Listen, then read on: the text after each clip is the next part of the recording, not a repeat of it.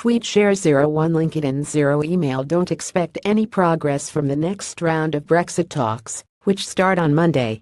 Theresa May isn't in a position to make the concrete concessions that will be needed to move the negotiations forward, and the EU won't trust a nod and a wink from a wounded leader.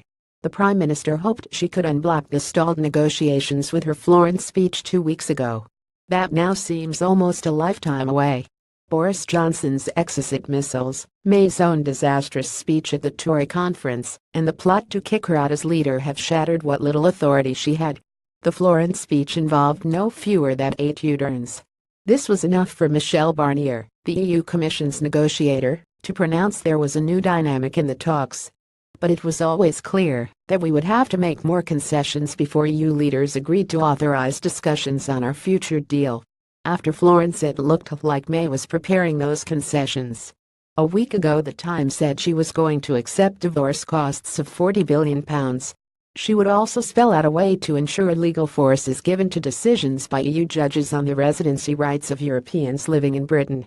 The EU summit in 2 weeks would then agree to let Barnier discuss the transitional deal, which the Prime Minister has finally started to realize is needed to ensure the economy doesn't fall off a cliff when we quit the EU in March 2019.